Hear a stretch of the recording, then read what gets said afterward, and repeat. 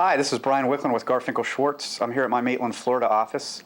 I just wanted to talk to you. There's some things that happened with some cases recently that I'd like to discuss, just to give people out there some information on the value of a Defense-Based Act case. This usually arises when an event happens, such as a bombing or a mortar fire attack or a car accident, in which there are multiple parties injured, and they all know each other, and they discuss and they talk about certain things amongst each other. It is kind of a close-knit community in the defense industry. I understand that.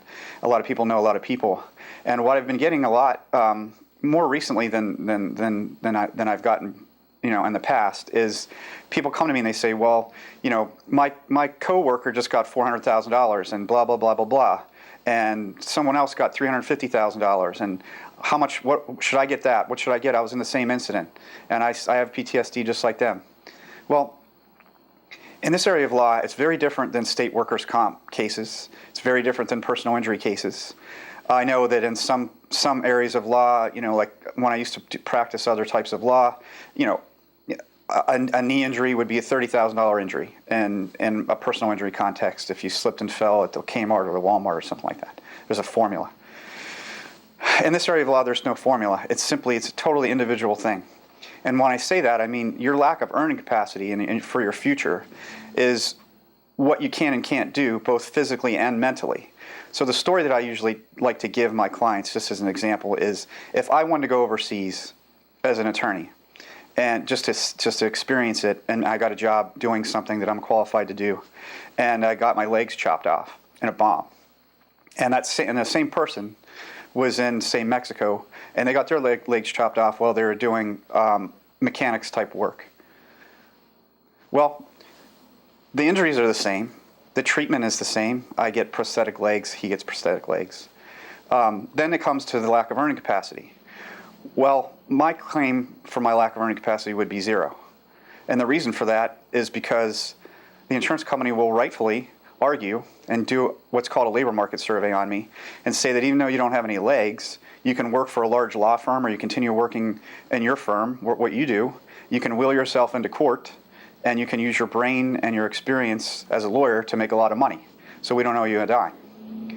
Whereas the person, the mechanic, who can't do mechanical work anymore for the rest of his life, who has no other skills necessarily in terms of didn't graduate from high school necessarily, been a mechanic all of his life, that person might have a very large lack of earning capacity. He could have made, say, $120,000 working at a U.S. embassy, and now he can't make anything. Now he can't do much of anything other than maybe deliver pizzas or something.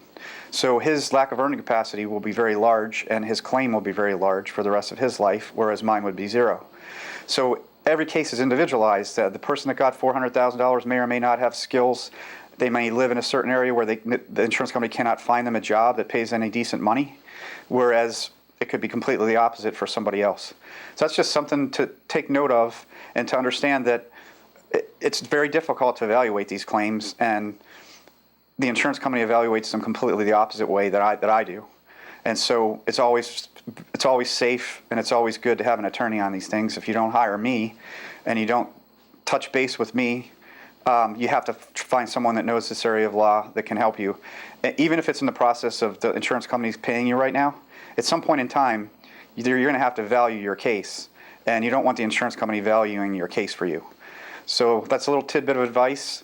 Again, we're always here to touch base with, and anytime for free. I can help you evaluate your case if necessary, and I can come to a mediation with you if you're at that stage. And we're always here to help. That's what we like to do. We don't want you to short suit yourself here. This is the rest of your life that you're talking about. So again, Brian Wicklund from the Maitland, Florida office at Garfinkel Schwartz, signing off. Talk to you later. Thanks.